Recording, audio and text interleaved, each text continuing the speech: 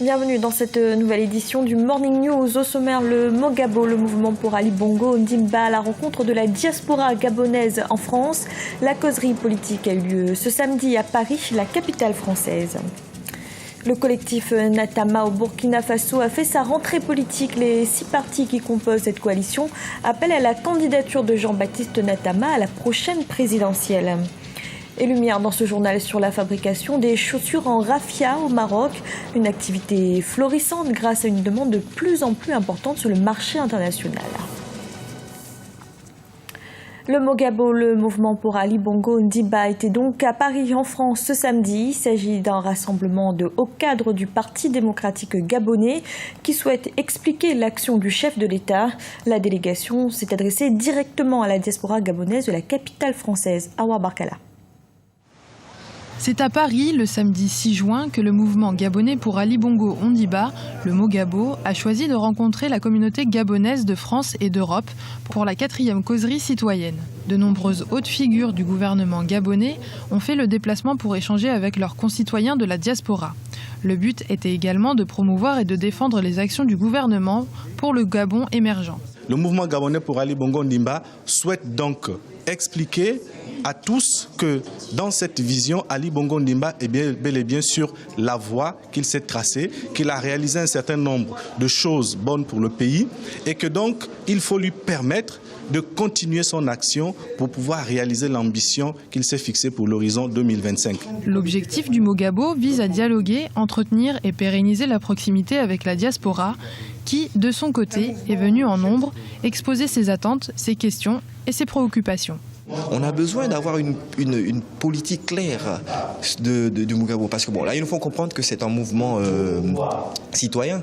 Car ça ne tienne, c'est des représentants du système politique. Donc ils ont également un devoir d'explication sur tout ce qui concerne la chose politique. Nous avons des besoins, nous souhaitons participer à la construction de notre pays. Ça veut dire quoi? Ça veut dire que nous avons également des propositions et que nous avons besoin de travailler en bonne intelligence avec eux.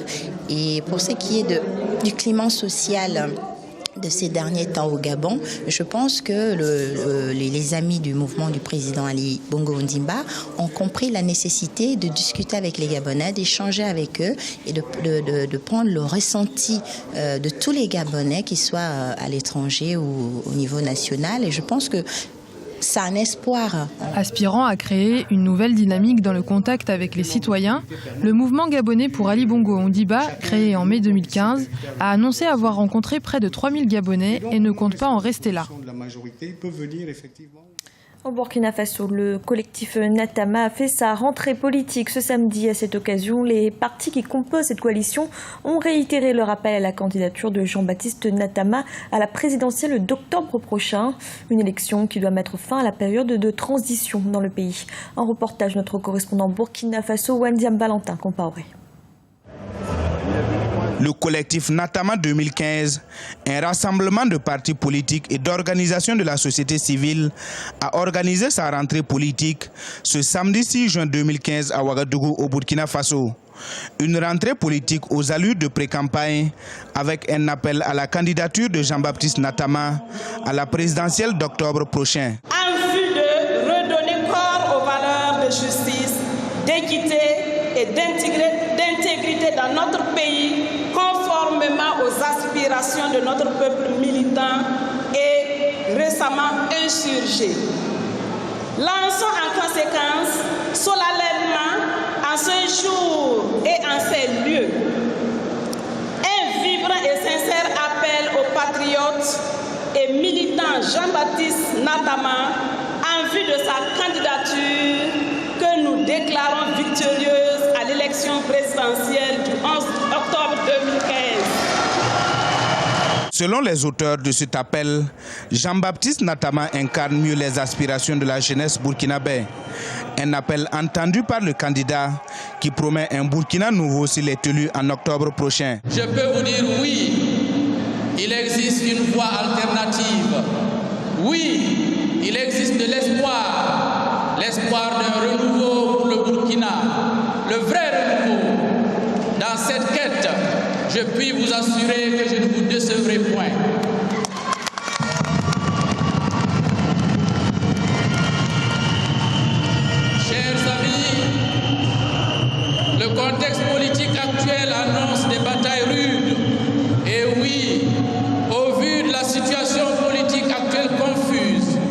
que traverse notre pays, l'adversité sera âpre, mais nous sommes prêts et préparés à affronter cela. Diplomate et écrivain, Jean-Baptiste Natama a été le premier responsable du secrétariat permanent du mécanisme africain d'évaluation par les pairs MAEP.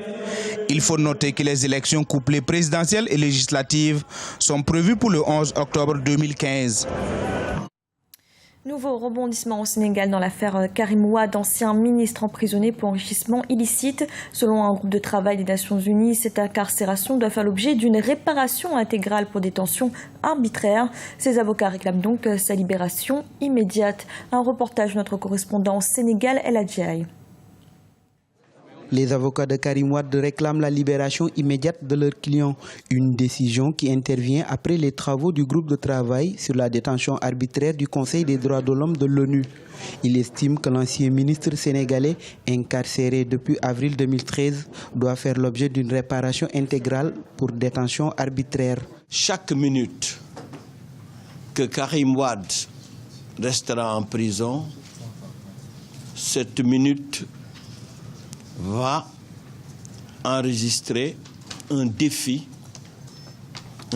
grave que les autorités sénégalaises manifestent à l'endroit d'une institution aussi importante, aussi remarquable que les Nations Unies.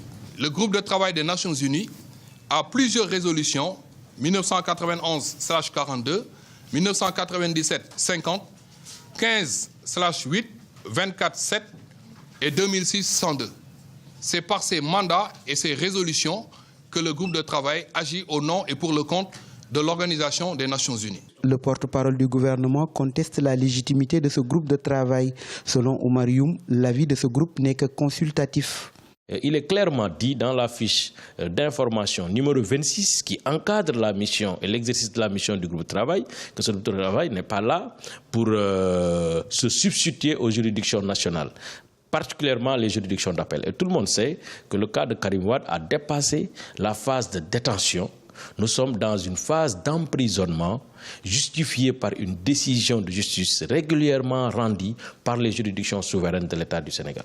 Donc je pense que dans ce contexte, rendre un avis de cette nature pour dire que la détention de Karim Wade est une détention arbitraire me paraît être quand même extrêmement osé. Parmi les griefs retenus par le groupe de travail de l'ONU, la durée abusive de la détention préventive de Karim Wade. Le collectif des avocats de l'ancien ministre souhaite aujourd'hui une application complète des recommandations du groupe de travail des Nations Unies.